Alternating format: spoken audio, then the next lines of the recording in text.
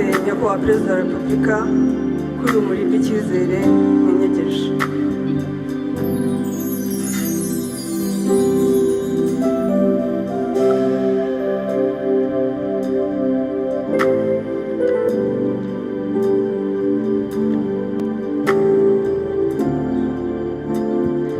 Muhawe kaze hano muri BK Arena ahagiye kubera umugoroba wo kwibuka ku nshuro ya 32 Jenoside yakorewe Abatutsi mu 1994 yishwemo Abatutsi barenga miliyoni.